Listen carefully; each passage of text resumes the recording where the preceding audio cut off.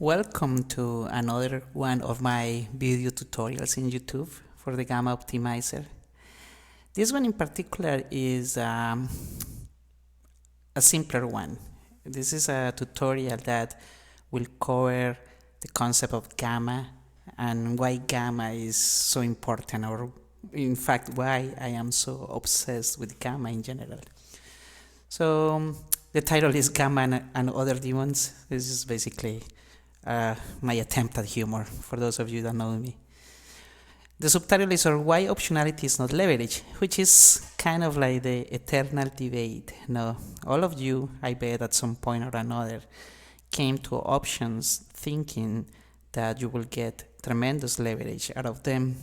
But the reality is that options provide something that looks like leverage, but in fact is called optionality. So hopefully through this particular lesson, this tutorial will see what is the difference between optionality and leverage, and why optionality is in fact superior to leverage for certain cases.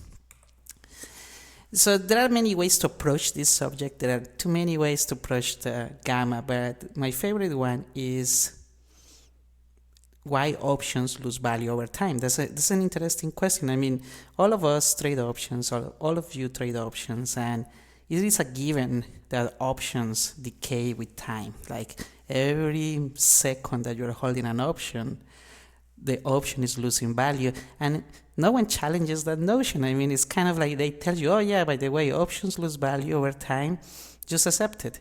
But the question is why? So there are many answers to that, but the angle that I want to explore in this particular video is the angle of gamma. So the reasons options lose value is because we are buying something that is very valuable, incredibly valuable, and because the market will not give you such a valuable object for free, you are paying for it twofold. Not only you are paying for it with the premium that you're using, but just by holding this instrument,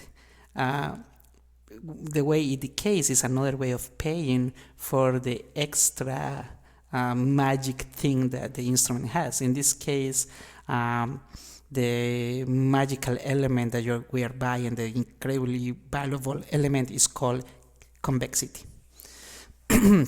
So convexity is something that is associated with non-linear things, like mirrors and lenses. As you can imagine that's convexity. In the context of options, convexity is basically, I will use convexity sometimes, optionality sometimes, and gamma. The three things are basically the same when it comes to options. So you will see me using these words interchangeable. So the thing is, I don't know if any of you are aware of this, the options deliver non-linear profit and losses.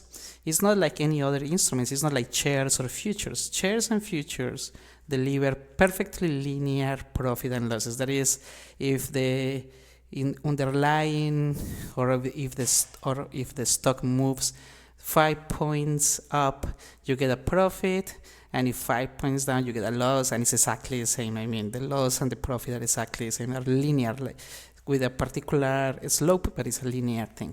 Options, they don't have that. Options have incredibly non-linear profiles. The thing is, those profiles are not visible to most of you because most of you hold options until expiration. So this convex profile of profits and losses is visible if you trade options before they expire. So let's say you buy an option with 10 days to expiration, and then you sell it tomorrow. You will notice that. And I like to say this, in fact, I know lots of you would like to hold options until expiration, until they expire that day, until they go in the money, but letting an option expire in the money, like waiting on that last minute, is basically throwing your money away, because this convexity is only visible before expiration. Once you're in expiration day, once the option is in the money, all these nice things disappear. So by now we are already curious, like, okay, so what is convexity? How does it look like? how exactly can I profit from it? So right here, ta-da, this is convexity. So look at this. This is a real option, the XPX 2390 call option, which when I designed this particular video tutorial has 2 days to expiration, and it cost 82 cents, literally 82 cents. No, it's a very cheap option right now. And this is like what I call a profit and loss profile, or a P&L chart. In the x-axis, you have all of the possible levels that XPX might take, and the y-axis is the return in raw dollars. This is like $4, $8, $12. This dotted line is the current value of XPX, and the red line represents the profit and loss. And so the way you read this, okay, if for some magical reason the S&P 500 goes to 2,380, I'll make about $2. If it goes to 2,390, I'll make $4. And if it touches 2,400 tomorrow, I make almost $12. So look at this profit. This is a very convex profit. It's non-linear whatsoever. Like the max profit for this particular move approaches $12, while the maximum loss is the premium that you pay, which is only 82 cents. So that's why options are so powerful. You are buying optionality right here. This convexity, this optionality, you can see the power of it. You can turn, theoretically, you could turn 82 cents into more than $10. Like we are talking about 1,000% return. We are not going to discuss how likely is that happens. No, I don't think it's likely that the S&P will touch 2,400 tomorrow. But for the sake of this explanation, I just want to show the profile. We don't worry about likelihoods. Just worry about how the profile looks like. So this is a nonlinear profit and loss. And so you notice that the loss is a fraction of the maximum profit. The maximum profit is orders of magnitude, the investment, and the profits grow exponentially. This plot is valid before the option expires. So this is what you will see if you trade the option in and out before expiration day, before the 2 days. So this is how convexity looks like in options. So now what gamma is another way of measuring convexity. So gamma is just a mathematical parameter that we use. It's convenient to capture the shape of that profit and loss chart with a single value. So that's what gamma is. So gamma in essence is a measurement of convexity, which is also a measurement of optionality when we are talking about options. In this chart, I am plotting the same option, it's the same call option, it's just with different expiration dates. No, so you can see the red line is 2 days to expiration, the green line 14, the blue line 25, and finally the purple one is like 53 days. I think that you can see in the graph how optionality changes with time. So you notice how the option that is about to expire in just 2 days is incredibly optional. It has lots of optionality, lots of convexity. Profits grow tremendously and losses are small. As you pick options that are further away, that have longer late dated expirations, you will notice how optionality just disappears to the point where in just 53 days, not even 2 months, that option, the purple one, is basically a linear result. As you can see here, you can see it's basically in a straight line. So the farther you go out in expirations, the less optionality you are getting from your option. And this is something that is a concept that most people struggle with, because you have been taught by, I guess, rule of thumb or oral tradition, or some friend told you like, yes, let's buy time. We need to buy time with the options. The longer dated they are, the better, because then we can wait out the move, and if it doesn't happen or whatever. And I am telling you the opposite. The opposite is true. If you want to exploit optionality, you really want to profit from optionality, you have to move near term. You really have to start trading options with less days to expiration. I'm not saying that you have to trade options with 2 days to expiration. This is an extreme case that I'm illustrating here. But in general, optionality is present the closer you are to expiration. So it's an interesting balancing act, because of course the closer you are to expiration, the less likely is that a particular move will happen. So you have to balance a bunch of things. However, this is how it should be done. We should maximize our optionality if we are playing long options. And maximizing optionality means picking near dated options. There is no way around it. So let's continue talking about gamma. I mean, I am obsessed with gamma. Gamma has another property. Not only gamma changes with time, so not only options that expire at different times have different gamma, but also it varies with the strike. So even for the same expiration, every option on that option line has a complete different gamma value, and it can be seen right here. Look at here the P&L, the profit and loss chart for options that expire in 2 days, but I'm just picking like a little cross section from 2,370 to 2,400, and you can see all of the profiles, how different they are. Like the 2,400 option is extremely cheap, it loses nothing, and it kind of grows a little bit, not too much, and how the 2,370 delivers a nice return, but also loses a lot of money too. So they change that. The reason those profiles are different is because every single option has a different gamma value. So it starts becoming really complicated. I mean, picking the best gamma, it starts to become like a tough problem to solve. It's not as simple as like, oh yeah, I'll pick this expiration. No, even within the expiration, you have to pick the correct strike for the trade you want to do. Here is a more detailed picture. So this one is actually more like a three-dimensional view, let's say it. So here you can clearly see how gamma varies by strike and by expiration. So in this chart, I have different strikes on the x-axis, gamma values in the y-axis, and every color represents different expiration times. So the chart delivers a clear message. The shorter dated options contain huge peak gamma. You can see that peak gamma is orders of magnitude higher than peak gamma for options that are far away. So right there is a message, like if you trade really far away options, you're basically trading very small gamma or not gamma at all. And another interesting thing, notice how gamma is very small once you move far from the at the money value. Remember that the dotted line represents the current value, the near at the money value. And notice that as we move away from it, gamma starts to decrease dramatically. And it happens for all the expirations. It's the same behavior. Gamma changes a lot no matter what size you move. Of course, in call options, these are out of the money. To the right of this line, the black line is out of the money options, and to the left is in the money options. But notice how interesting gamma is.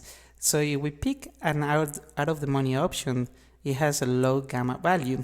But as SPX moves, let's say SPX starts to move towards my strike, you will notice that this option is not going to be as far in the money. So the gamma dynamics is this really cheap gamma starts to becoming more and more expensive as the underlying moves toward my strike.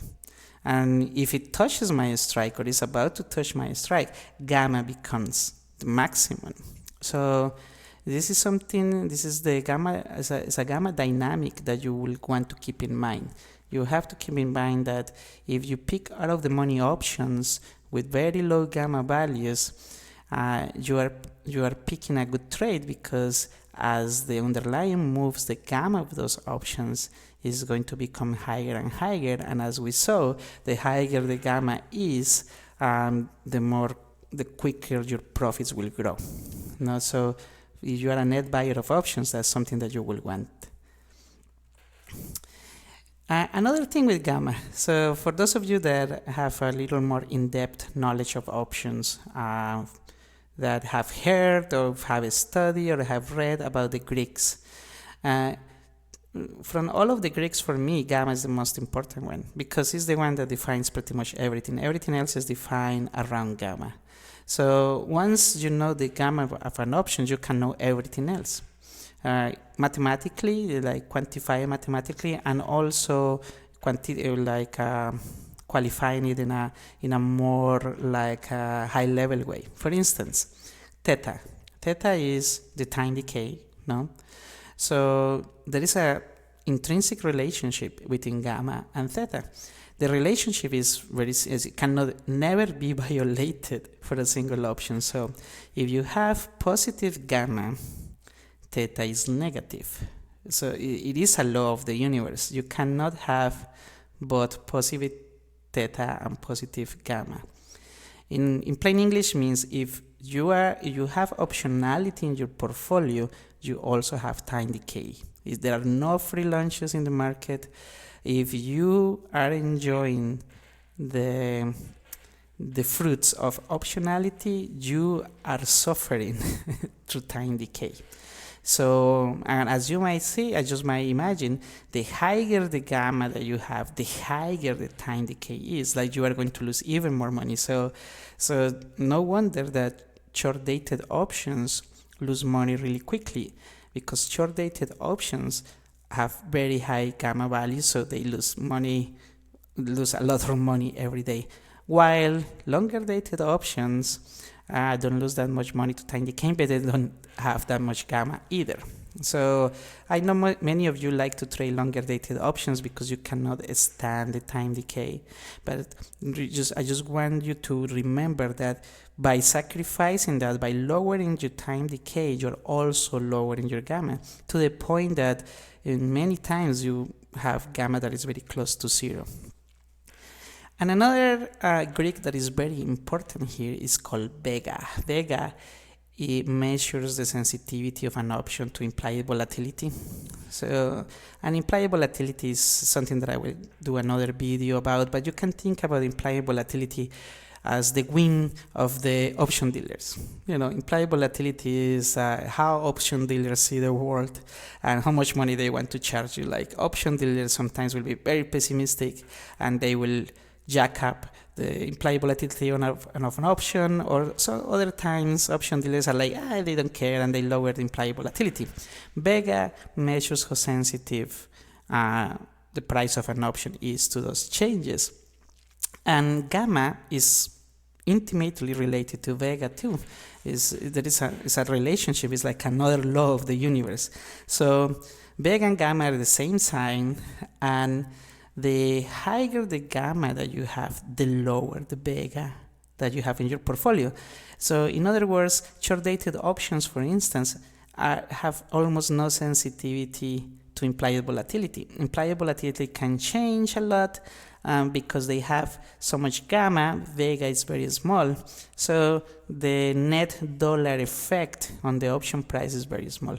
However, longer-dated options that almost have no gamma, or gamma is almost zero for those options, have tremendous amounts of vega, like gigantic amounts of vega. So when you are dealing with longer dated options, not just because you don't want to lose to time decay, not only you are sacrificing gamma, you are exposing yourself to vega risk. That is, if there are massive changes in implied volatility, the option prices will suffer massively too, because vega is too big. So something to keep in mind too, like when you are trading longer dated options, in particular when you are trading LIPS, what we call LIPS options, which are 1 year or more away, those options are basically a vega play. So if that's what you want, play with vega all that you want. But if you are a gamma person like me, then play near dated, because gamma is more prevalent near dated options, and vega effects are smaller.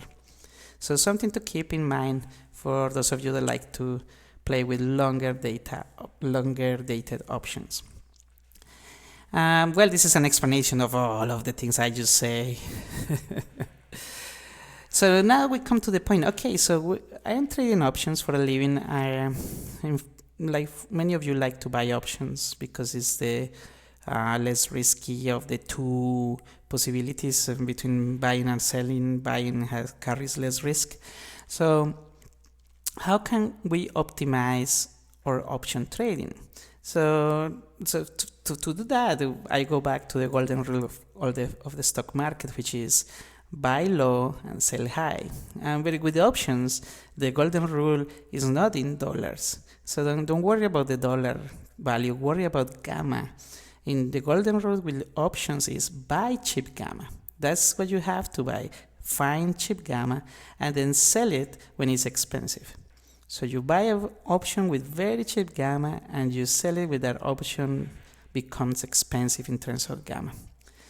So in other ways, if you really want to have the benefits of optionality, then focus on options that are near term, which have higher gamma by default, and also out of the money strikes, which, as we saw in the previous chart, I am going to come back to that chart here, this one right here. So near dated and out of the money, notice how cheap is gamma, and notice how expensive gamma can get.